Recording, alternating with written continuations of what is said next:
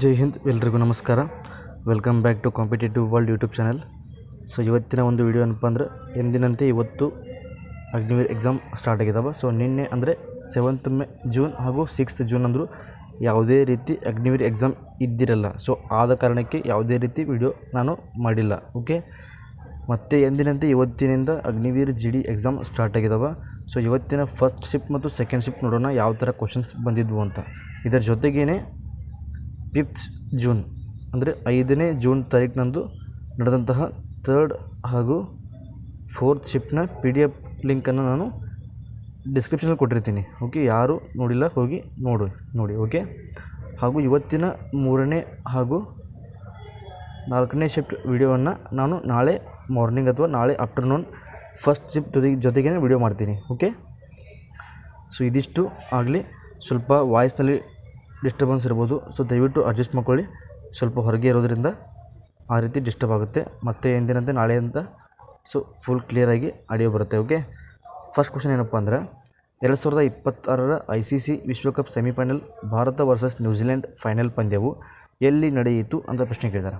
So 2026 ಏನು ಭಾರತ ಆತಿಥ್ಯ ವಹಿಸಿರ್ತಕ್ಕಂಥ ಒಂದು ವಿಶ್ವಕಪ್ ಇದೆಯಲ್ಲ, ಇದರ ವಿಶ್ವಕಪ್ ಫೈನಲ್ ಎಲ್ಲಿಪ್ಪ ಅಂದ್ರೆ ನರೇಂದ್ರ ಮೋದಿ ಸ್ಟೇಡಿಯಂ ಅಹಮದಾಬಾದಲ್ಲಿ ನಡೆಯುತ್ತೆ. ಎಲ್ಲಿ? ಅಹಮದಾಬಾದ್. ಜಗತ್ತಿನ ಅತ್ಯಂತ ದೊಡ್ಡ ಸ್ಟೇಡಿಯಂಗಳಲ್ಲಿ ಇದು ಅತ್ಯಂತ ಮುಂಚೂಣಿಯಲ್ಲಿ ಕಂಡುಬರುತ್ತೆ. ಹೌದಾ?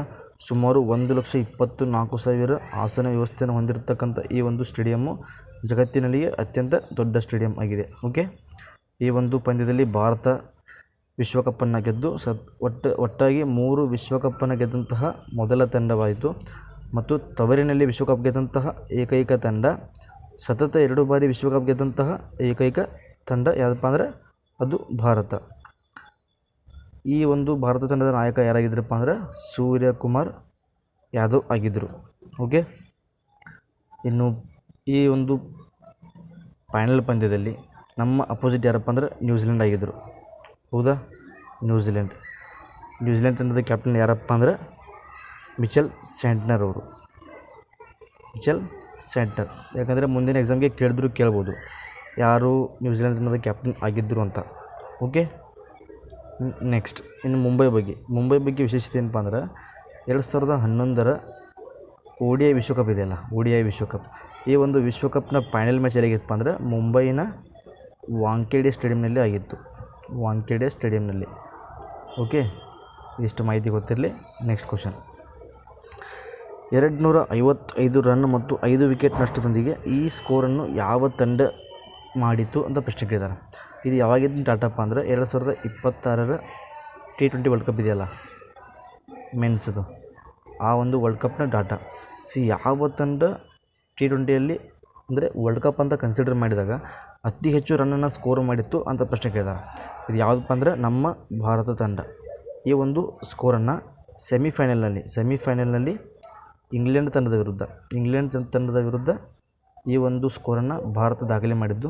ಇದನ್ನು ಇಂಗ್ಲೆಂಡ್ ತಂಡವರು ಅಚ್ಚುಕಟ್ಟಾಗಿ ಬೆನ್ನಟ್ಟಿದರೂ ಸಹ ಕಡೆಯಲ್ಲಿ ಸೋಲ್ತಾರೆ. ಓಕೆ, ಎಷ್ಟು ರನ್ ಅಂದರೆ 255 ರನ್ ಭಾರತ ಪಡೀತದೆ ಈ ಮ್ಯಾಚ್ನಲ್ಲಿ. ಓಕೆ, ಇನ್ನು ಇಂಗ್ಲೆಂಡ್ ಪರವಾಗಿ ಜೇಕೋಬ್ ಬೆಥೆಲ್ ಅವರು ಸೆಮಿಫೈನಲ್ನಲ್ಲಿ ಭಾರತದ ವಿರುದ್ಧ ಸೆಂಚುರಿಯನ್ನು ಬಾರಿಸ್ತಾರೆ. ಇದು ಕೂಡ ಇಂಪಾರ್ಟೆಂಟ್, ಯಾಕಂದರೆ ಮುಂದಿನ ಎಕ್ಸಾಮ್ನಲ್ಲಿ ಕೇಳ್ಬೋದು, ಯಾಕಂದರೆ ವಿಶ್ವಕಪ್ ಬಗ್ಗೆ ಕ್ವಶನ್ ಕೇಳಾಕತ್ತಾರೆ. ಹೌದಾ? ಇನ್ನು ನೆಕ್ಸ್ಟ್, ಭಾರತೀಯ ರಾಷ್ಟ್ರೀಯ ಕಾಂಗ್ರೆಸ್ ಸ್ಥಾಪನೆಯಾಗಿದ್ದು ಯಾವಾಗ ಅಂತ ಪ್ರಶ್ನೆ ಕೇಳಿದ್ದಾರೆ. ಯಾವಾಗಪ್ಪ ಅಂದ್ರೆ 1885. ಓಕೆ, ಈ ಒಂದು INC ಸ್ಥಾಪನೆ ಆದಾಗ ಯಾರು ಭಾರತದ ಗವರ್ನರ್ ಆಗಿದ್ದರು ಅಥವಾ ಗವರ್ನರ್ ಜನರಲ್ ಆಗಿದ್ದರಪ್ಪ ಅಂದ್ರೆ A.O. ಹ್ಯೂಮ್ ಅವರು ಆಗಿದ್ದರು. ಹೌದಾ? ಇದರ ಒಂದು ಮೊದಲನೇ ಅಧಿವೇಶನ ಬಾಂಬೆಯಲ್ಲಿ ನಡೆಯುತ್ತೆ. ಅದರ ಅಧ್ಯಕ್ಷತೆ ಯಾರು ವಹಿಸಿರ್ತಾರಪ್ಪ ಅಂದ್ರೆ ಉಮೇಶ್ ಚಂದ್ರ ಬ್ಯಾನರ್ಜಿ ಅಥವಾ WC ಬ್ಯಾನರ್ಜಿ ಅವರು. ಹೌದಾ? ನೆಕ್ಸ್ಟ್, 1920-22ರ ಅಸಹಕಾರ ಚಳವಳಿಯಲ್ಲಿ ಗಾಂಧೀಜಿಗೆ ಬೆಂಬಲ ನೀಡಿದ ಪ್ರಮುಖ ನಾಯಕರು ಯಾರು ಅಂತ ಪ್ರಶ್ನೆ ಕೇಳಿದ್ದಾರೆ. ಯಾರಪ್ಪ ಅಂದರೆ ಗಾಂಧೀಜಿಯವರ ರಾಜಕೀಯ ಗುರು ಎನಿಸಿಕೊಂಡಂತಹ ಗೋಪಾಲಕೃಷ್ಣ ಗೋಖಲೆ ಅವರು. ಹೌದಾ? ನೆಕ್ಸ್ಟ್, 74ನೇ ಸಂವಿಧಾನ ತಿದ್ದುಪಡಿಯ ಪ್ರಕಾರ ನಗರಸಭೆಗಳಲ್ಲಿ ಮಹಿಳೆಯರಿಗೆ ಎಷ್ಟು ಸ್ಥಾನಗಳನ್ನು ಮೀಸಲಿಡಲಾಗಿದೆ ಅಂತ ಪ್ರಶ್ನೆ ಕೇಳಿದ್ದಾರೆ. 74ನೇ ಸಂವಿಧಾನಕ್ಕೆ ತಿದ್ದುಪಡಿ 1993ರಲ್ಲಿ ಆಗುತ್ತಾ? 93ರಲ್ಲಿ. ಇದು ಯಾವುದ್ರ ಬಗ್ಗೆ ಹೇಳಪ್ಪ ಅಂದ್ರೆ ನಗರಸಭೆ ಅಥವಾ ಮುನ್ಸಿಪಾಲ್ಟಿ ಅಂತ ಕರಿತೀವಿ ನಾವು ಇಂಗ್ಲೀಷ್ನಲ್ಲಿ, ಮುನ್ಸಿಪಾಲ್ಟಿ. ಇದರ ಅನುಸೂಚಿ ಅಂತ ಬಂದಾಗ 12ನೇ ಅನುಸೂಚಿ, ಭಾಗ ಅಂತ ಬಂದಾಗ 9A. ಓಕೆ, ಹಾಗಾದರೆ ಎಷ್ಟು ಸ್ಥಾನಗಳನ್ನು ಮಹಿಳೆಯರಿಗೆ ಮೀಸಲಿಡಲಾಗಿದೆಯಪ್ಪ ಅಂತಂದ್ರೆ ಆಪ್ಷನ್ ಬಿ 1/3 ಸ್ಥಾನಗಳನ್ನು ಮಹಿಳೆಯರಿಗೆ ಮೀಸಲಿಡಲಾಗಿದೆ. ಫಾರ್ ಎಕ್ಸಾಂಪಲ್ ಎಷ್ಟಪ್ಪ ಅಂದರೆ ಟೋಟಲ್ ಸ್ಥಾನಗಳು 75 ಇದ್ದವಪ್ಪ ಅಂದ್ರೆ ಅದರಲ್ಲಿ 25 ಸ್ಥಾನಗಳು ಮಹಿಳೆಯರಿಗೆ. ಓಕೆ, ನೆಕ್ಸ್ಟ್, ಕರ್ಕಾಟಕ ಸಂಕ್ರಾಂತಿ ರೇಖೆಗೆ ಅತ್ಯಂತ ಹತ್ತಿರವಿರುವ ಭಾರತೀಯ ನಗರ ಯಾವುದು ಅಂತ ಪ್ರಶ್ನೆ ಕೇಳಿದ್ದಾರೆ. ಇದು ಯಾವ ಥರಪ್ಪ ಅಂದರೆ depend upon option. Okay, depend upon option ಈ ಥರ ಆನ್ಸರ್ ಆಗುತ್ತೆ. ನಿಮಗೇನಪ್ಪ ಅಂದರೆ ಈ ಒಂದು ನೀವು ಮ್ಯಾಪ್ ವರ್ಕ್ ಮಾಡಿರಬೇಕು, ಯಾವ್ಯಾವ ಸಿಟಿ ಎಲ್ಲಿ ಬರ್ತವೆ ನಿಮ್ಗೆ ಕನ್ಫರ್ಮ್ ಆಗಿ ಗೊತ್ತಿರಬೇಕು. ಕೊಟ್ಟಿರ್ತಕ್ಕಂಥ ಆಪ್ಷನಲ್ಲಿ ಕರೆಕ್ಟ್ ಆನ್ಸರ್ ಯಾವುದಪ್ಪ ಅಂದರೆ ಮುಂಬೈ ಆಗುತ್ತೆ. ಓಕೆನಾ. ಇನ್ನು ಅಕಸ್ಮಾತ್ ಏನಾದರೂ ಆಪ್ಷನಲ್ಲಿ ಮುಂಬೈ ಇಲ್ಲದೇ ಇದ್ದರೆ ಅವಾಗ ಏನಪ್ಪ ಅಂದರೆ ನೀವೇನಾದರೂ ಮ್ಯಾಪ್ ವರ್ಕ್ ಮಾಡಿದರೆ ಯಾವುದು ನಿಯರೆಸ್ಟ್ ಆಗುತ್ತೆ. ಫಾರ್ ಎಕ್ಸಾಂಪಲ್ ಅಂದರೆ ಸೂರತ್ ಆಗಿರ್ಬೋದು, ಸೂರತ್ ಕೊಟ್ಟರೆ ಸೂರತ್ ಕೂಡ ಆಗುತ್ತೆ. ಓಕೆ, ಇನ್ನು ಕರ್ಕಾಟಕ ಸಂಕ್ರಾಂತಿ ವೃತ್ತ ಅಂತ ಬಂದಾಗ ಇದು ಯಾವ ರಾಜ್ಯಗಳ ಮೂಲಕ ಹಾದು ಹೋಗುತ್ತೆ ಅಂತ ಕೂಡ ಪ್ರಶ್ನೆ ಕೇಳ್ತಾರೆ. ಭಾರತದಲ್ಲಿ ಸುಮಾರು 8 ರಾಜ್ಯಗಳ ಮೂಲಕ ಈ ಒಂದು ಕರ್ಕಾಟಕ ಸಂಕ್ರಾಂತಿ ವೃತ್ತ ಹಾದು ಹೋಗುತ್ತೆ. ಓಕೆ, ಗುಜರಾತ್ನಿಂದ ಆರಂಭವಾದರೆ ಇದು ತ್ರಿಪುರಾವರೆಗೂ ಮುಂದುವರುತ್ತೆ. ಹಾಗಾದರೆ ಒಟ್ಟು ಯಾವ ರಾಜ್ಯಗಳಲ್ಲಿ ಈ ಒಂದು ಕರ್ಕಾಟಕ ಸಂಕ್ರಾಂತಿ ವೃತ್ತ ಹಾದು ಹೋಗುತ್ತದೆ, ಇದನ್ನು ನೀವು ಕಮೆಂಟ್ ಮಾಡಿರಿ ಆನ್ಸರ್. ಇದು ಫಸ್ಟ್ ಕ್ವಶನ್. ಇನ್ನು ಸೆಕೆಂಡ್ ಆನ್ಸರ್ ಏನಪ್ಪ ಅಂದರೆ ಈ ಒಂದು ಕರ್ಕಾಟಕ ಸಂಕ್ರಾಂತಿ ವೃತ್ತವನ್ನು 2 ಬಾರಿ ಛೇದಿಸ್ತಕ್ಕಂಥ ನದಿ ಯಾವುದು ನಮ್ಮ ಭಾರತದಲ್ಲಿ? ಸೊ ಇದಕ್ಕೂ ಕೂಡ ನೀವು ಆನ್ಸರ್ ಮಾಡಿರಿ. ಇವು ಮುಂದಿನ ನಿಮ್ಮ ಎಕ್ಸಾಮ್ಗೆ ಮೋಸ್ಟ್ ಎಕ್ಸ್ಪೆಕ್ಟೆಡ್ ಕ್ವಶನ್. ಓಕೆ, ಇವತ್ತು ಈ ಪ್ರಶ್ನೆ ಕೇಳಿದಾರಪ್ಪ ಅಂದರೆ ಮುಂದೆ ಈ ಪ್ರಶ್ನೆ ಅವರು ಕೇಳೋ ಚಾನ್ಸಸ್ ಬಹಳ ಹೆಚ್ಚಿದೆ. ಓಕೆ, ನೆಕ್ಸ್ಟ್, ಭಾರತೀಯ ನೌಕಾದಳದ ಮುಖ್ಯಸ್ಥರು ಯಾರು ಅಂತ ಪ್ರಶ್ನೆ ಕೇಳಿದ್ದಾರೆ. ಯಾರಪ್ಪ ಅಂದರೆ ಅಡ್ಮಿರಲ್ ಅಂತ ಕರಿತೀವಿ ನಾವು. ಇಂಡಿಯನ್ ಆರ್ಮಿಯಲ್ಲಿ ಜನರಲ್ ಅಂತ ಕರಿತೀವಿ, ಏರ್ಫೋರ್ಸಲ್ಲಿ ಏರ್ ಚೀಫ್ ಮಾರ್ಷಲ್, ಇನ್ನು ನೇವಿಯಲ್ಲಿ ಅಡ್ಮಿರಲ್. ಪ್ರಸ್ತುತ ಅಡ್ಮಿರಲ್ ಯಾರಪ್ಪ ಅಂದ್ರೆ ಅಪ್ಡೇಟ್ ಆಗಿದೆ ಕರೆಂಟ್ ಅಫೇರ್ಸು, ಕೃಷ್ಣ ಸ್ವಾಮಿನಾಥನ್. ಇನ್ನು ಜನರಲ್ ಅಂತ ಬಂದಾಗ ದಿನೇಶ್ ತ್ರಿಪಾಠಿನ ಅಥವಾ ಉಪೇಂದ್ರ ದ್ವಿವೇದಿನ. ಸೊ ಎರಡರಲ್ಲಿ ಒಬ್ಬರು ಸ್ವಲ್ಪ ಕನ್ಫ್ಯೂಸ್ ಇದೆ. ಇನ್ನು ಏರ್ ಚೀಫ್ ಮಾರ್ಷಲ್ ಅಂತ ಬಂದಾಗ ಇವರು AP ಸಿಂಗ್ ಅಥವಾ ಅಮರ್ಪ್ರೀತ್ ಸಿಂಗ್ ಅಂತ ಕರಿತೀವಿ, AP ಸಿಂಗ್. ಓಕೆ, ಸೊ ಇದನ್ನು ನೀವು ಕನ್ಫರ್ಮಾಗಿ ಆನ್ಸರ್ನ ಕಮೆಂಟ್ ಮಾಡಿರಿ. ಓಕೆ, ನೆಕ್ಸ್ಟ್, ದಕ್ಕನ್ ಪ್ರಸ್ಥಭೂಮಿಯ ಉತ್ತರ ಭಾಗದಲ್ಲಿರುವ ಪರ್ವತ ಶ್ರೇಣಿ ಯಾವುದು ಅಂತ ಪ್ರಶ್ನೆ ಕೇಳಿದ್ದಾರೆ. ಈ ದಕ್ಕನ್ ಪ್ರಸ್ಥಭೂಮಿ ಏನಿದೆಯಲ್ಲ, ಸೊ ಇದನ್ನು ನಾವು ಇಂಡಿಯಾ ಮ್ಯಾಪ್ ಅಂತ ಕನ್ಸಿಡರ್ ಮಾಡಿದಾಗ ದಕ್ಕನ್ ಪ್ರಸ್ಥಭೂಮಿ ನಾವು ಇಲ್ಲಿ ನೋಡ್ತೀವಿ. ಇದು ದಕ್ಕನ್ ಪ್ರಸ್ಥಭೂಮಿ, ಹೌದಾ? ಈ ದಕ್ಕನ್ ಪ್ರಸ್ಥಭೂಮಿಯ ಉತ್ತರಕ್ಕೆ ಯಾವ ಒಂದು ಪರ್ವತ ಶ್ರೇಣಿ ಇದೆ ಅಂತ ಕೇಳಿದ್ದಾರೆ. ಸೊ ಇಲ್ಲಿ ನಾವು 2 ಶ್ರೇಣಿ ನೋಡ್ತೀವಿ. ಇದು ಯಾವುದಪ್ಪ ಅಂದರೆ ಮೊದಲನೇದು ವಿಂಧ್ಯ ಶ್ರೇಣಿ. ಇದು ವಿಂಧ್ಯ ಶ್ರೇಣಿ. ಇದ್ಯಾವುದು? ಇದು ವಿಂಧ್ಯ ಶ್ರೇಣಿ. ಇದು ಸಾತ್ಪುರ ಶ್ರೇಣಿ. ಹಾಗಾದರೆ ಕರೆಕ್ಟ್ ಆನ್ಸರ್ ಯಾವುದಾಗುತ್ತೆ? ಸಾತ್ಪುರ ಆಗುತ್ತೆ. ಉತ್ತರಕ್ಕೆ ಸಾತ್ಪುರ ಶ್ರೇಣಿನ ನಾವು ನೋಡ್ತೀವಿ. ಇವತ್ತು ಈ ಥರ ಪ್ರಶ್ನೆ ಕೇಳ್ತಾರೆ. ಮುಂದೆ ಯಾವ ಥರ ಕೇಳ್ಬೋದು? ಸಾತ್ಪುರ ಶ್ರೇಣಿಯ ಅತ್ಯಂತ ಎತ್ತರವಾದ ಶಿಖರ ಯಾವುದು ಅಂತ ಕೇಳ್ಬೋದು. ಓಕೆನಾ. ಸಾತ್ಪುರ ಶ್ರೇಣಿಯ ಅತ್ಯಂತ ಎತ್ತರವಾದ ಶಿಖರ ಯಾವುದಪ್ಪ ಅಂದರೆ ಧೂಪ್ಗರ್. ಯಾವುದು? ಧೂಪ್ಗರ್. ನೆಕ್ಸ್ಟ್ ವಿಂಧ್ಯ ಪರ್ವತ ಶ್ರೇಣಿ ಇದೆ. ಇದರ ಅತ್ಯಂತ ಎತ್ತರವಾದ ಶಿಖರ ಯಾವುದಪ್ಪ ಅಂದರೆ ಇದನ್ನು ನಾವು ಗುಡ್ವಿಲ್ ಅಂತ ಕರಿತೀವಿ. ಯಾವುದು?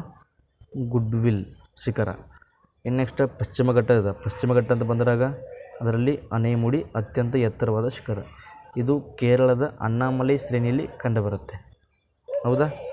ನೆಕ್ಸ್ಟ್ ಪೂರ್ವಘಟ್ಟದ ಅತ್ಯಂತ ಎತ್ತರವಾದ ಶಿಖರ ಯಾವುದಂತ ಕೇಳಿದರೆ ಇದು ಆಂಧ್ರ ಪ್ರದೇಶದ ಆರ್ಮಕೊಂಡ ಎಂಬಲ್ಲಿ ಆರ್ಮಕೊಂಡ ಅಂತ ಕರಿತೀವಿ.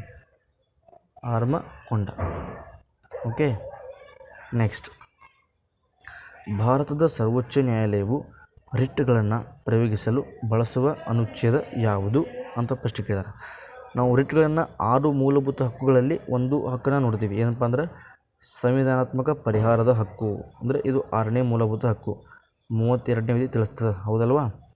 ಈ ಒಂದು ಹಕ್ಕನ್ನು ಬಿ ಆರ್ ಅಂಬೇಡ್ಕರ್ ಅವರು ಸಂವಿಧಾನದ ಆತ್ಮ ಅಂತ ಕರೆದಾರೆ. ಸಂವಿಧಾನದ ಆತ್ಮ. ನಮ್ಮ ಮೂಲಭೂತ ಹಕ್ಕು ಉಲ್ಲಂಘನೆಯಾದಾಗ ನಾವು ಸುಪ್ರೀಂ ಕೋರ್ಟ್ ಮತ್ತು ಹೈಕೋರ್ಟ್ಗೆ ಅರ್ಜಿಯನ್ನು ಸಲ್ಲಿಸಬಹುದು. ಯಾಕಂದರೆ ಇವು ನ್ಯಾಯ ರಕ್ಷಿತವಾದಂತಹ ಒಂದು ಮೂಲಭೂತ ಹಕ್ಕುಗಳು. ಓಕೆ, ಹಾಗಾದರೆ ಯಾವ ವಿಧಿಯ ಮುಖಾಂತರಪ್ಪ ಅಂದರೆ 32ನೇ ವಿಧಿ ಮುಖಾಂತರ ಸುಪ್ರೀಂ ಕೋರ್ಟ್ಗೆ, ಇನ್ನು 226ನೇ ವಿಧಿ ಪ್ರಕಾರ ಹೈಕೋರ್ಟ್ಗೆ. ಹಾಗಾದರೆ ಯಾವಪ್ಪ ರಿಟ್ ಅಂತಂದ್ರೆ ಮೊದಲನೇದು ಹೇಬಿಯಸ್ ಕಾರ್ಪಸ್, ಎರಡನೇದು ಮ್ಯಾಂಡಮಸ್, ಮೂರನೇದು ಪ್ರೊಹಿಬಿಷನ್, ನಾಲ್ಕನೇದು ಕೋವೆರೆಂಟೋ, ಐದನೇದು ಯಾವುದಪ್ಪ ಅಂದ್ರೆ ಸರ್ಶಿಯೋರಡಿ ಅಂತ ಕರಿತೀವಿ. ಸೊ ಆದಷ್ಟು ಈ 5 ರೇಟ್ಗಳನ್ನ ಇಂಗ್ಲೀಷ್ನಲ್ಲಿ ನೆನಪಿಡ್ರಿ, ಯಾಕಂದರೆ ಇಂಗ್ಲೀಷ್ನಲ್ಲಿ ಜಾಸ್ತಿ ಈ ಒಂದು ರೇಟ್ಗಳನ್ನ ಕೇಳ್ತಾರೆ. ಓಕೆ, ನೆಕ್ಸ್ಟ್ ಇದಕ್ಕೆ ಆನ್ಸರ್ ಯಾವುದಾಗುತ್ತೆ? ಅವರು ಸುಪ್ರೀಂ ಕೋರ್ಟ್ಗೆ ಇದ್ದಾರಲ್ಲ, ಸರ್ವೋಚ್ಚ ನ್ಯಾಯಾಲಯ ಅಂತ ಬಂದಾಗ 32ನೇ ವಿಧಿ. ಅವರೇನಾದರೂ ಮುಂದಿನ ಎಕ್ಸಾಮ್ನಲ್ಲಿ ಉಚ್ಚ ನ್ಯಾಯಾಲಯ ಅಂತ ಕೇಳಿದರೆ ಅದಕ್ಕೆ ಆನ್ಸರ್ 226 ಆಗುತ್ತೆ. ಓಕೆ, ನೆಕ್ಸ್ಟ್ ಭಾರತದ ಪೂರ್ವ ಭಾಗದಲ್ಲಿರುವ ಪ್ರಮುಖ ಸರೋವರ ಯಾವುದು? ಸೊ ಇದು ಕೂಡ ಏನಪ್ಪ ಅಂದರೆ ಡಿಪೆಂಡ್ ಅಪಾನ್ ಆಪ್ಷನ್. ಮ್ಯಾಪ್ನಲ್ಲಿ ಯಾವ ಥರ ಕೊಡ್ತಾರೆ ಆ ಥರ. ಅವ್ರೇನಾದ್ರು ಇದಕ್ಕೆ ಕರೆಕ್ಟ್ ಆನ್ಸರ್ ಇದಕ್ಕೆ ಪ್ರೆಸೆಂಟ್ ಯಾವುದಾಗತ್ತಪ್ಪ ಅಂದ್ರೆ ಆಪ್ಷನ್ ಎ ಚಿಲ್ಕ ಆಗುತ್ತೆ. ಅಕಸ್ಮಾತ್ ಆಪ್ಷನಲ್ಲಿ ಚಿಲ್ಕ ಇಲ್ಲದೆ ಅವ್ರು ಏನಾದರೂ ಈಗ ಯಾವುದು ಮಣಿಪುರದಲ್ಲಿ ಒಂದು ಸರೋವರ ಕಂಡು ಬರುತ್ತೆ, ಯಾವುದು ಲೋಕ್ಟಾಕ್ ಸರೋವರ, ಇದನ್ನು ಕೊಟ್ಟಿದ್ದರೆ ಇದು ಕೂಡ ಆನ್ಸರ್ ಆಗುತ್ತೆ. ಯಾಕಂದರೆ ಇದು ಕೂಡ ಭಾರತದ ಪೂರ್ವ ಭಾಗದಲ್ಲಿ ಕಂಡು ಬರುತ್ತೆ. ಓಕೆ, ಪ್ರಸ್ತುತ ಈ ಒಂದು ಕರೆಕ್ಟ್ ಆನ್ಸರ್ ಯಾವುದು? ಚಿಲ್ಕ, ಒಡಿಶಾದಲ್ಲಿ ಕಂಡುಬರುವ ಚಿಲ್ಕ. ಇದು ಭಾರತದ ಅತ್ಯಂತ ಉಪ್ಪು ನೀರಿನ ಸರೋವರ. ಇವತ್ತಿನ ಕೊಟ್ಟಿರ್ತಕ್ಕಂಥ ಆಪ್ಷನಲ್ಲಿ ಲೋಕ್ಟಾಕ್ ಇದ್ದಿರಲಿಲ್ಲ, ಅದಕ್ಕೆ ನಾನು ನಿಮ್ಗೆ ತಿಳಿಸಿ ಹೇಳಿದ್ದೀನಿ. ಲೋಕ್ಟಾಕ್ ಇದ್ದಿರಲಿಲ್ಲ, ಲೋಕ್ಟಾಕ್ ಇದ್ದರೆ ಅದೇ ಆನ್ಸರ್ ಆಗುತ್ತೆ. ಇವತ್ತು ಆಪ್ಷನಲ್ಲಿ ಲೋಕ್ಟಾಕ್ ಇದ್ದಿರಲಿಲ್ಲ, ನಿಮಗೆ ತಿಳಿಸೋ ಸಲುವಾಗಿಯೇ ಅದನ್ನು ಆಪ್ಷನಲ್ಲಿ ತೊಗೊಂಬಂದಿದ್ದೀನಿ.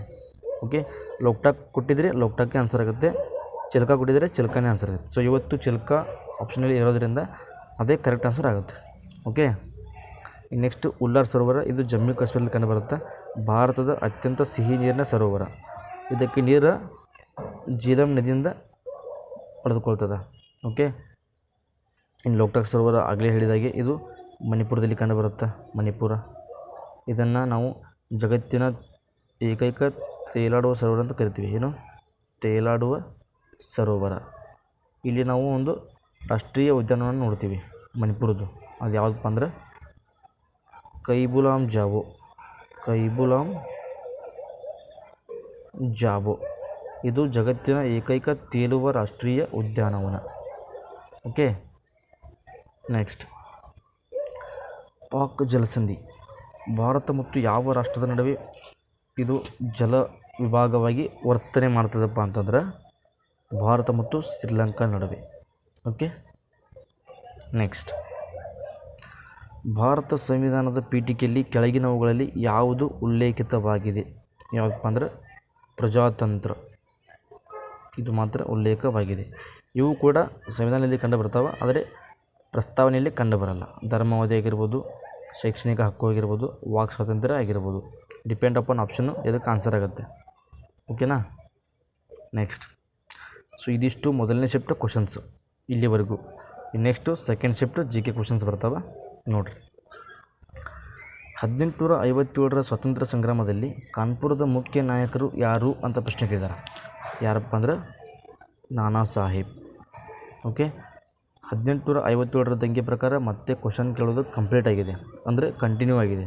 ಇದರಲ್ಲಿ ಮಾಡರ್ನ್ ಹಿಸ್ಟ್ರಿ, ಪರ್ಟಿಕ್ಯುಲರ್ಲಿ 1857ರ ಸ್ವಾತಂತ್ರ್ಯ ಸಂಗ್ರಾಮದ ಬಗ್ಗೆ. ಸೊ ಅದರ ಬಗ್ಗೆ ಸ್ವಲ್ಪ ಜಾಸ್ತಿ ಫೋಕಸ್ ಕೊಟ್ಟು ಮಾಹಿತಿಯನ್ನು ತಿಳ್ಕೊರಿ. ಓಕೆ, ನೆಕ್ಸ್ಟ್ ಭಾರತೀಯ ವಾಯುಸೇನಾ ದಿನಾಚರಣೆಯನ್ನು ಯಾವ ದಿನಾಂಕದಂದು ಆಚರಿಸಲಾಗುತ್ತದೆ? ಇದು ಯಾವಾಗಪ್ಪ ಅಂದರೆ ಅಕ್ಟೋಬರ್ 8. ಇನ್ನು ಡಿಸೆಂಬರ್ 4 ಅಂತ ಬಂದಾಗ ನಾವು ನೌಕಾ ದಿನವನ್ನು ನೋಡ್ತೀವಿ. ಆಗಸ್ಟ್ 15 ಅಂತ ಬಂದಾಗ ಭಾರತೀಯ ಭೂಸೇನೆ ದಿನವನ್ನು ನೋಡ್ತೀವಿ. ಹೌದಾ? ಹಾಗಾದರೆ ನೀವು ನಮ್ಗೆ ಆನ್ಸರ್ ಮಾಡಿರಿ. ಈ ಒಂದು ಅಕ್ಟೋಬರ್ 8 ಇದೆಯಲ್ಲ, ಇದೇ ಯಾಕೆ ಭಾರತೀಯ ವಾಯುಸೇನಾ ದಿನಾಚರಣೆ ಅಂತ ನಾವು ಆಚರಣೆ ಮಾಡ್ತೀವಿ? ಅದಕ್ಕೊಂದು ರೀಸನ್ ಇದೆ. ಸೊ ಅದನ್ನು ನೀವು ಕಮೆಂಟ್ ಮಾಡಿರಿ. ಓಕೆ, ನೆಕ್ಸ್ಟ್ ಭಾರತೀಯ ವಾಯುಸೇನೆಯ ಲಾಂಛನದಲ್ಲಿ ಯಾವ ಪಕ್ಷಿ ಇದೆ ಅಂತ ಕೇಳ್ತಾರೆ. ವಾಯುಸೇನೆಯ ಲಾಂಛನದಲ್ಲಿ ಅದು ಯಾವುದಪ್ಪ ಅಂದ್ರೆ ಗರುಡ ಅಂತ ಕೂಡ ಕರಿತೀವಿ, ಹಿಮಾಲಯನ್ ಈಗಲ್ ಅಂತ ಕೂಡ ಕರಿತೀವಿ. ಹಿಮಾಲಯನ್ ಗರುಡ ಅಥವಾ eagle. Okay, next INS Indian naval ship ಉಪಸರ್ಗವು ಅಥವಾ ಸಬ್ಮೆರಿನ್ ಅಂತ ಕರಿತೀವಿ, ಇಂಗ್ಲೀಷ್ನಲ್ಲಿ ಸಬ್ ಮರೈನ್. ಇದು ಯಾವ ಸೇನಾ ವಿಭಾಗದ ಜಲಾಂತರ್ಗಾಮಿ ನೌಕೆಗಳನ್ನು ಸೂಚಿಸುತ್ತದೆ? ಯಾವುದಪ್ಪ ಅಂದರೆ ಭಾರತೀಯ ನೌಕಾಸೇನೆ. ಹೌದಾ? ಹಾಗಾದರೆ ನಾನು ಪ್ರಶ್ನೆ ಕೇಳ್ದ ಒಂದು S-400 ಅಥವಾ ಸುದರ್ಶನ್ 400 ಈ ಒಂದು ಕ್ಷಿಪಣಿ ಧ್ವಂಸಕವಂತ ವ್ಯವಸ್ಥೆ ಇದು ಯಾವ ಸೇನೆಯ ವಿಭಾಗದ ನೌಕೆ ಅಥವಾ ಕ್ಷಿಪಣಿ ಧ್ವಂಸಗಳನ್ನು ನಿರ್ವಹಿಸುತ್ತದೆ? ಇದಕ್ಕೆ ನೀವು ಆನ್ಸರ್ ಮಾಡಿರಿ. ಓಕೆ, ನೆಕ್ಸ್ಟ್ ಭಾರತದ ಅತ್ಯಂತ ಹಳೆಯ ಪರ್ವತ ಶ್ರೇಣಿ. ಭಾರತದ ಅತ್ಯಂತ ಹಳೆಯ ಪರ್ವತ ಶ್ರೇಣಿ ಯಾವುದು ಅಂತ ಪ್ರಶ್ನೆ ಕೇಳಿದ್ದಾರೆ. ಯಾವುದಪ್ಪ ಅಂದರೆ ಅರಾವಳಿ ಪರ್ವತ ಶ್ರೇಣಿ. ಸೊ ಈ ಒಂದು ಶ್ರೇಣಿ ಏನಪ್ಪ ಅಂದರೆ ಗುಜರಾತು, ರಾಜಸ್ಥಾನ, ಹರಿಯಾಣ ಮತ್ತು ದೆಹಲಿ ರಾಜ್ಯಗಳಲ್ಲಿ ಹಂಚಿಕೆಯಾಗಿದೆ. ಓಕೆ, ದೆಹಲಿಯ ರಾಷ್ಟ್ರಪತಿ ಭವನ ಎಲ್ಲಿ ಕಂಡು ಬರುತ್ತಪ್ಪ ಅಂದ್ರೆ ರೈಸಿನಾ ಹಿಲ್ಸ್. ಈ ಒಂದು ರೈಸಿನಾ ಹಿಲ್ಸ್ ಏನಪ್ಪ ಅಂದ್ರೆ ಇದೇ ಅರಾವಳಿ ಶ್ರೇಣಿಯ ಒಂದು ಭಾಗ. ಓಕೆ, ಗೊತ್ತಿರಲಿ. ನೆಕ್ಸ್ಟ್ ಪಶ್ಚಿಮ ಘಟ್ಟಕ್ಕೆ ನಾವು ಸಹ್ಯಾದ್ರಿ ಬೆಟ್ಟ ಅಂತ ಕೂಡ ಕರಿತೀವಿ. ಹೌದಾ? ಇನ್ನು ಮಲೆನಾಡು ಅಂತ ಕೂಡ ಕರಿತೀವಿ, ಮಲೆನಾಡು. ಹೌದಾ? ನೆಕ್ಸ್ಟ್ ಗುರು ಶಿಖರ. ಈ ನೆಕ್ಸ್ಟ್ ಶಿಖರವು ಯಾವ ಪರ್ವತ ಶ್ರೇಣಿಯಲ್ಲಿದೆ ಅಂತ ಕೇಳಿದಾರೆ. ಯಾವ ಶ್ರೇಣಿಪ್ಪ ಅಂದ್ರೆ ಇದು ಕೂಡ ಅರಾವಳಿ ಪರ್ವತ ಶ್ರೇಣಿ ಆನ್ಸರ್ ಆಗುತ್ತೆ. ಹೌದು, ಅರಾವಳಿ ಶ್ರೇಣಿಯ ಅತ್ಯಂತ ಎತ್ತರದ ಶಿಖರ ಯಾವುದಪ್ಪ ಅಂದ್ರೆ ಅದು ಗುರು ಶಿಖರ. ಈ ಒಂದು ಶಿಖರ ಯಾವ ರೇಂಜ್ನಲ್ಲಿ ಬರುತ್ತಪ್ಪ ಅಂತಂದರೆ ಮೌಂಟ್ ಅಬು ಎನ್ನುವಂತಹ ಒಂದು ರೇಂಜ್, ಮೌಂಟ್ ಅಬು. ಸೊ ಇದೇ ಒಂದು ಮೌಂಟ್ ಅಬು ಒಂದು ಪರ್ವತ ಶ್ರೇಣಿಯಲ್ಲಿ ಒಂದು ದೇವಾಲಯ ಇದೆ. ಯಾವ ದೇವಾಲಯಪ್ಪ ಅಂದರೆ ದಿಲ್ವಾರ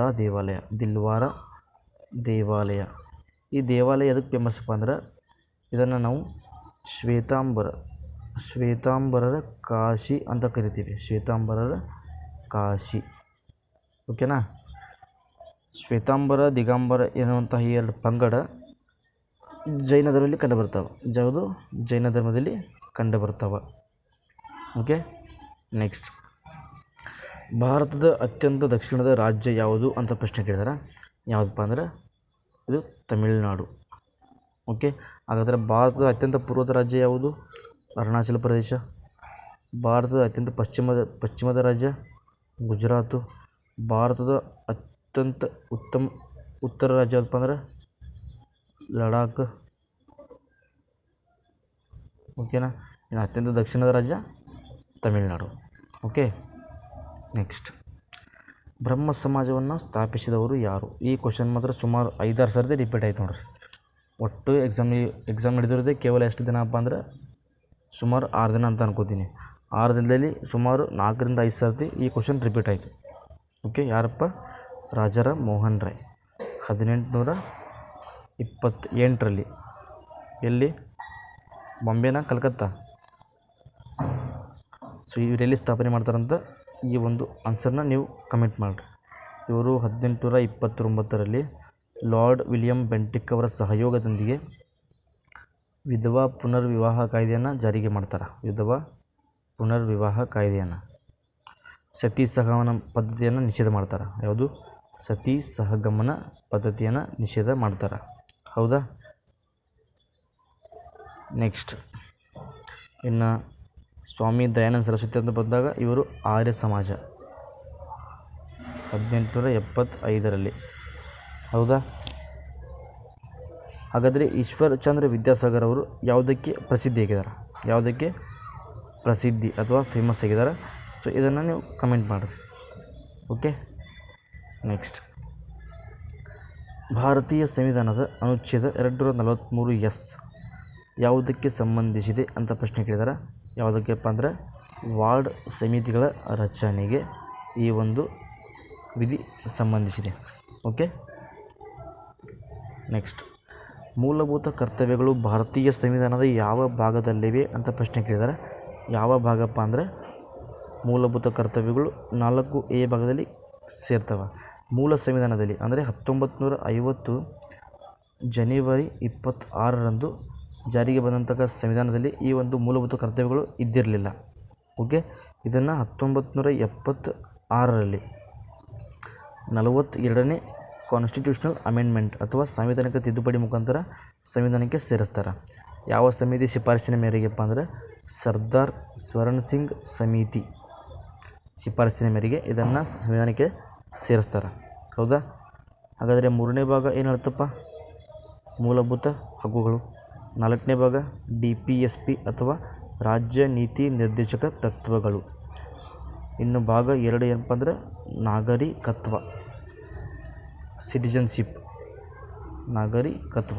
ನಾವು ಸುಮಾರು 5 ರೀತಿಯಲ್ಲಿ ನಾಗರಿಕತ್ವವನ್ನು ಪಡೆದುಕೊಳ್ಳಬಹುದು, 3 ರೀತಿಯಲ್ಲಿ ನಾಗರಿಕತ್ವವನ್ನು ಕಳೆದುಕೊಳ್ಳಬಹುದು. ಓಕೆ, ನೆಕ್ಸ್ಟ್ ಬಾಲ ಕಾರ್ಮಿಕ ಪದ್ಧತಿಯನ್ನು ನಿಷೇಧಿಸುವ ಅನುಚ್ಛೇದ ಯಾವುದು ಅಂತ ಪ್ರಶ್ನೆ ಕೇಳಿದಾರೆ. ಯಾವುದಪ್ಪ ಅಂದರೆ ಅನುಚ್ಛೇದ 24. ಹೌದು, ನಾವು 14 ವರ್ಷದ ಒಳಗಿನ ಮಕ್ಕಳನ್ನು ಈ ಒಂದು ಅಪಾಯಕಾರಿ ಸ್ಥಳಗಳಾದ ಕೈಗಾರಿಕೆ ಇನ್ನಿತರೆ ಸ್ಥಳಗಳಲ್ಲಿ ಕಾರ್ಯವನ್ನು ನಿರ್ವಹಿಸೋದನ್ನು ನಾವು ಸರ್ಕಾರ ನಿಷೇಧ ಮಾಡಿದೆ. ಎಷ್ಟನೇ ವಿಧಿ ಪ್ರಕಾರ? ಅನುಚ್ಛೇದ 24ನೇ ವಿಧಿ ಪ್ರಕಾರ. ಓಕೆ, ನೆಕ್ಸ್ಟ್ ದೆಹಲಿ ನಗರವು ಯಾವ ನದಿಯ ದಂಡೆಯ ಮೇಲೆ ಇದೆ ಅಂತ ಪ್ರಶ್ನೆ ಕೇಳಿದ್ದಾರೆ. ದೆಹಲಿ ನಗರ ಇರೋದು ಯಮುನಾ ನದಿಯ ದಂಡೆಯ ಮೇಲೆ. ಓಕೆ, ಇನ್ನೆಷ್ಟು ಗಂಗಾ ನದಿಗೆ ಸಂಬಂಧಪಟ್ಟದ್ದು. ಗಂಗಾ ನದಿ ಏನಪ್ಪ ಅಂದ್ರೆ ಅಲಕನಂದ ಮತ್ತು ಭಾಗೀರಥಿ ನದಿಯಿಂದ ಉಗಮಗೊಳ್ತದೆ. ಭಾರತದ ಅತ್ಯಂತ ಪವಿತ್ರವಾದ ನದಿ, ಭಾರತದ ಅತ್ಯಂತ ಉದ್ದವಾದ ನದಿ. ಇದರ ಒಂದು ದಡದಲ್ಲಿ ನಾವು ಬಿಹಾರ್ನ ಪಾಟ್ನಾವನ್ನು ನೋಡ್ತೀವಿ. ಪಾಟ್ನಾ ಹಾಗೂ ಪ್ರಯಾಗ್ರಾಜ್, ತ್ರಿವೇಣಿ ಸಂಗಮ ಅಂತ ಕರಿತೀವಿ. ಪ್ರಯಾಗ್ರಾಜ್ ಯಾವ ನದಿಪ್ಪ? ಗಂಗಾ, ಯಮುನಾ, ಸರಸ್ವತಿ. ಹೌದಾ? ಇನ್ನು ನೆಕ್ಸ್ಟ್ ಗಂಗಾ ನದಿಯ ಉದ್ದ ಎಷ್ಟಪ್ಪ ಅಂದ್ರೆ 2525 ಕಿಲೋಮೀಟರ್. ಹೌದಾ? ಇನ್ನು ನೆಕ್ಸ್ಟ್ ಸಿಂಧು. ಭಾರತದ ಅಂದರೆ ಭಾರತಕ್ಕೆ ಒಂದೇ ರೀತಿ ಹೆಸರು ಬರಲು ಅಥವಾ ಭಾರತದ ಜನರನ್ನು ಗುರುತಿಸಲು ಅತ್ಯಂತ ಉಪಯುಕ್ತವಾದ ನದಿ ಯಾವುದಪ್ಪ ಅಂದರೆ ಸಿಂಧು ನದಿ. ಕೆಲವೊಂದು ಸಲ ನಾವು ಸಿಂಧು ಎನ್ನುವ ನದಿಯಿಂದ ಹಿಂದೂಸ್ತಾನ್ ಎನ್ನುವ ಹೆಸರು ಬಂತ ಅಂತ ಓದ್ತೀವಿ ಇತಿಹಾಸದಲ್ಲಿ. ಹೌದಾ?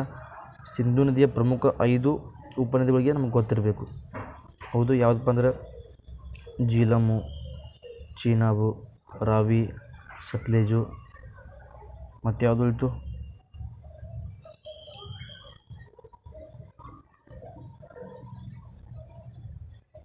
ಅದೇ ರೀತಿ ಇವುಗಳ ವೇದಕಾಲದ ಹೆಸರು. ಈಗ ಏನಪ್ಪ ಅಂದ್ರೆ ಜೀಲಮದು ಏನು ವೇದಕಾಲದ ಹೆಸರು ವಿತಸ್ತ ಅಂತ ಓದ್ತೀವಿ. ಚೀನಾಬದು ಅಸಿಕಿನಿ ಅಂತ ಓದ್ತೀವಿ. ರಾವಿದು ಪರುಸ್ನಿ ಅಂತ ಓದ್ತೀವಿ. ಸತ್ಲೇಜದು ಏನು ಸತುದ್ರಿ ಅಂತ ಓದ್ತೀವಿ. ಇನ್ನೊಂದು ನದಿ ಯಾವುದು? ಬಿಯಾಸ್. ಬಿಯಾಸದು ಬಿಪಾಸ್ ಅಂತ ಓದ್ತೀವಿ. ಸೊ ಇದು ವೇದಗಳ ಕಾಲದ ಹೆಸರು, ಇದು ಪ್ರಸ್ತುತ ಹೆಸರು. ಸೊ ಇವನು ಕೂಡ ಕೇಳ್ತಾರೆ ಡೈರೆಕ್ಟಾಗಿ. ಏನಪ್ಪ ಅಂತಂದ್ರೆ ನಾವು ವೇದಗಳ ಕಾಲದಲ್ಲಿ ಬಿಯಾಸ್ ನದಿಯನ್ನು ಏನೆಂದು ಕರೆಯುತ್ತಿದ್ದೇವೆ ಅಂತ ಕೇಳ್ತಾರೆ. ಏನಪ್ಪ ಅಂದರೆ ಬಿಪಾಸ್ ಎಂದು ಕರೆತಿದ್ರು. ಓಕೆ, ಇನ್ನು ನೆಕ್ಸ್ಟ್ ಬ್ರಹ್ಮಪುತ್ರ ನದಿ. ಈ ನದಿ ಬಗ್ಗೆ ಏನಪ್ಪ ಅಂದ್ರೆ ಇದನ್ನು ನಾವು ಭಾರತದಲ್ಲಿ ಬ್ರಹ್ಮಪುತ್ರ ಅಂತ ಕರಿತೀವ.